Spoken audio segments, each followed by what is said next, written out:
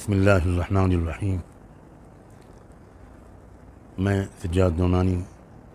اس وقت ملک کے تمام شہریوں، تمام ناگرکوں سے، ہمارے دیش کی ایجنسیوں سے، میڈیا کے بھائیوں اور بہنوں سے ایک بہت ضروری بات کہنے کے لیے آیا ہوں۔ شاید آپ کو محسوس ہو کہ میری آواز کمزور ہے، میں کئی دن سے کافی بیمار چل رہا ہوں، لیکن ایک بڑی ضرورت سمجھ کر میں آپ کی خدمت میں حاضر ہوا ہوں۔ میری بڑی محبت کے ساتھ آپ سب سے گزارش ہے کہ خدا کے لیے پلیز جو ہمارے دیش کی اصل سمسیائیں ہیں، جو بہت بڑے ایشوز ہیں، ان کی طرف ہم سب کی توجہ ہونی چاہیے، اور ان کے حل کرنے کے لیے ہم سب جو کچھ کر سکیں ہم کو کرنا چاہیے۔ ابھی حال ہی میں میری ایک دعا جو میں نے اپنے اور آپ کے رب سے مانگی تھی، اس دعا کو بہت بڑا ایشو بنا دیا گیا۔ مجھے واقعی اس کا دکھ بھی ہے اور حیرت بھی ہے۔ دنیا کا کون سا انسان ہوگا جو اس طرح کی کوئی ہتیا کو درست سمجھے گا، اس کو جسٹیفائی کرے گا؟ اور پھر مجھے اور بھی اس بات کا دکھ ہوا کہ ایسی ہتیا کر کے پھر مریادا پروشوتم شری رام چندر جی کا نعرہ لگایا گیا۔ کہاں شری رام چندر جی، جن کو تو علامہ اقبال نے امام ہند کہا ہے، اور کہاں یہ اس قسم کا کوئی کرائم؟ بہرحال اس بارے میں آپ کچھ نہیں کہہ سکتا، اس لیے کہ وہ تو معاملہ عدالت میں ہے، اور عدالت کے فیصلے کا سب کو انتظار کرنا ہی چاہیے۔ مجھے اس وقت تو صرف یہ کہنا ہے کہ اس ایشو کو اٹھا کر، یعنی دیش کی توجہ کو موڑا جا رہا ہے۔ بڑے بڑے مسائل سامنے آتے ہیں دیش کے۔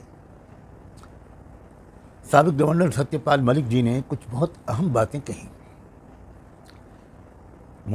ملک سے، وطن سے محبت کرنے والے ہر انسان کو، جس میں میں بھی شامل ہوں، واقعی ان کو سن کر بہت زیادہ دکھ ہوا، اور پہلے تو مجھے یقین بھی نہیں آیا کہ کیا ایسا بھی ہو سکتا ہے۔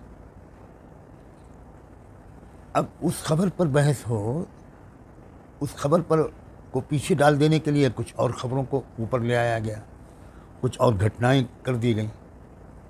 اور پھر اس کے بعد ان گھٹناؤں کو بھی پیچھے کر دینے کے لیے دعا کو مسئلہ بنا دیا گیا۔ یہ ایک ایسا کھیل ہے، مجھے نہیں لگتا کہ اس سے دیش کو فائدہ پہنچے گا، اس سے یقینی طور پر ملک کو نقصان ہی پہنچتا ہے۔ اب لوگ عجیب قسم کی چیزیں اٹھا رہے ہیں، یاد دلا رہے ہیں کہ سجاد نعمانی وہی شخص ہے جس نے افغانستان کی جنگ آزادی کی کامیابی پر مبارکباد دی تھی۔ میں پھر کہتا ہوں کہ بہت کچھ جاننے کے باوجود مجھے اپنے کانوں پر یقین نہیں آتا یہ باتیں سن کر۔ کیا بھارت کے رہنے والے یہ چاہتے ہیں کہ دنیا کی سب قومیں غلام بنی رہیں؟ اگر دنیا کی کسی بھی قوم نے سامراجی طاقتوں سے لڑائی لڑی، قربانیاں دیں اور آزادی حاصل کی، تو ان کو مبارکباد دینے کا سب سے زیادہ ادھیکار بھارت کے ناگرکوں کو ہے، اس لیے کہ میں اس اتحاد سے واقف ہوں۔ میں نے اپنے گھر میں اس اتحاد کو پڑھا ہے۔ آپ تو نہیں جانتے کہ میرے والد کون تھے، آزادی کی تحریک کے رہنماؤں سے ان کا کیا رابطہ تھا۔ میں نے اپنے گھر میں جے پرکاش نارائن کو آ کر مشورے لیتے ہوئے دیکھا، ونوبا بھاوے جی کو کے پاس جاتے ہوئے اپنے والد صاحب کو دیکھا۔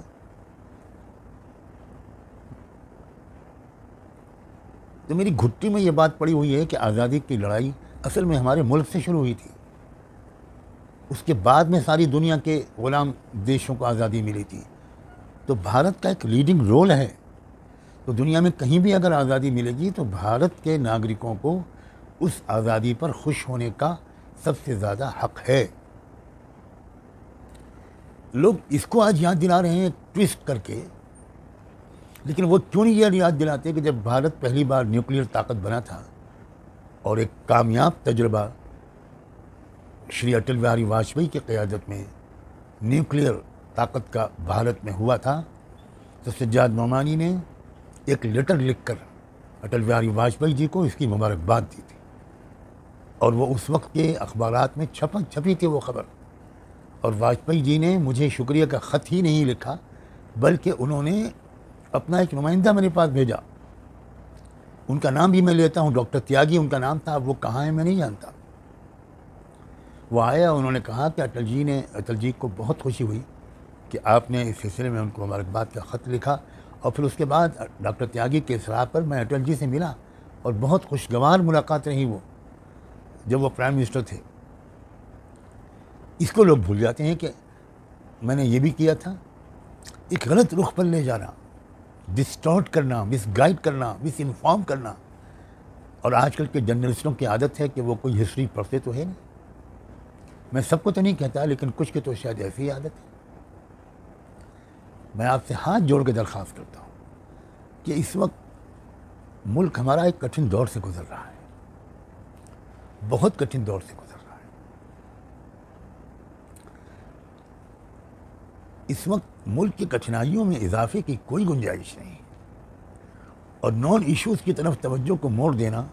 یہ ملک کے ساتھ دوستی نہیں بلکہ جانے یا انجانے میں دشمنی ہے۔ میں نے تو ستیہ پال ملک صاحب کے اسٹیٹمنٹ کے جواب میں کے بارے میں، ایک صاحب نے مجھ سے پوچھا تھا،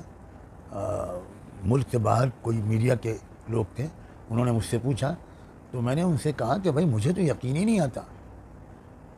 میں تو سمجھتا ہوں یہ کسی آفیسر کی غلطی ہوگی،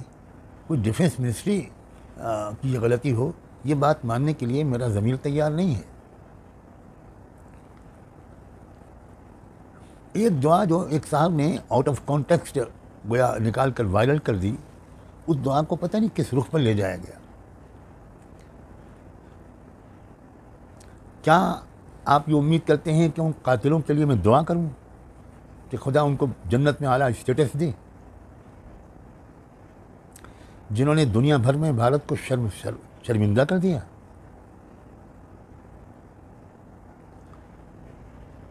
پورے رمضان،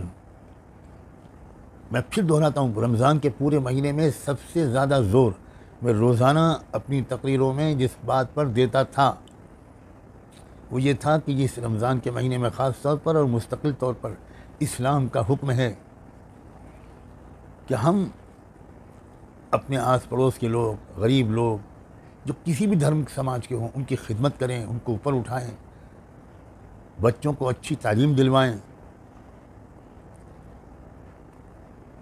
پورے رمضان میں نے اس پر زور دیا ہے، اور روزانہ کی دعا میں اپنے ملک کی ترقی، اپنے ملک کی خوشحالی، اپنے ملک کے اندر انصاف اور امن کی بحالی،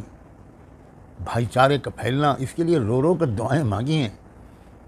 اور لاکھوں کروڑوں لوگوں نے مانگی ہیں، انہی میں میں ایک ہوں۔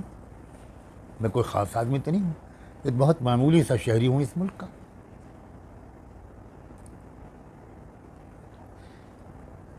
لیکن ان دعاؤں کو تو کسی نے نہیں سنا۔ میرے دل میں اس ملک سے جو محبت ہے، میں اس میں کس کس کا سرٹیفکیٹ مانگوں، کس کس سے کہوں کہ ذرا مجھے آپ ایک سند دے دیجئے کہ میں اس ملک سے محبت کرتا ہوں، میں کس باپ کا بیٹا ہوں، میں کن بھائیوں کا بھائی ہوں، کیا ہمارے خاندان کی ہسٹری ہے، میری تربیت حضرت مولانا ابوالحسن علی ندوی اور حضرت مولانا محمد منظور نعمانی جیسے عظیم رہنماؤں نے کی تھی، کیا میرا بیک گراؤنڈ ہے، میں اب بھی اس ملک میں کیا ان سا این جی او چلا رہا ہوں، اور وہ این جی او کتنی بڑی تعداد میں نان مسلم بھائیوں اور بہنوں کی سیوا کرنے کی کوشش کر رہا ہے۔ اور یہ میں کوئی احسان نہیں کر رہا ہوں، میں شرمندہ رہتا ہوں کہ جتنا کام ہونا چاہیے اتنا نہیں ہو پا رہا، میرے پاس ہیومن ریسورسز کی بھی کمی ہے، میرے پاس فائنینشیل ریسورسز کی بھی کمی ہے۔ بس میں آپ سے یہ گزارش کرتا ہوں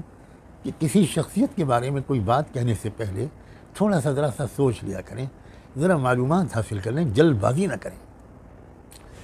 ہو سکتا ہے آپ سے غلطی ہو جائے۔ ذرا سا کچھ تھوڑی سی کوشش کر لیں کہ اس کا بیک گراؤنڈ کیا ہے، وہ کس فیملی کو بلانگ کرتا ہے، اس کی اصل وچار دھارا کیا ہے۔ کاش کہ مجھے خود سامنے آ کر یہ بات نہ کہنی پڑتی، مگر مجھے اپنے ملک کے ضمیر سے، اس ملک کی میجورٹی سے، اوور ویلمنگ میجورٹی سے بہت اچھی امید ہے۔ عام انسان کھلے دل کا ہے، میں اسی سے مخاطب ہوں، اپنے دیش کی سرکار سے بھی مخاطب ہوں، ایجنسیوں سے بھی مخاطب ہوں، میڈیا کے لوگوں سے، اور سب میں ایسے لوگ ہیں کہ جن کے سامنے جب صحیح بات آ جاتی ہے تو وہ پروپیگنڈے کے اثر سے اپنے آپ کو نکال لیتے ہیں۔ بس یہی مجھے آپ سے کہنا تھا۔ آپ نے چند منٹ اپنے لگا کر میری بات کو سنا، اس کے لیے میں آپ کا بہت بہت شکر گزار ہوں۔ Thank you very much. خدا حافظ۔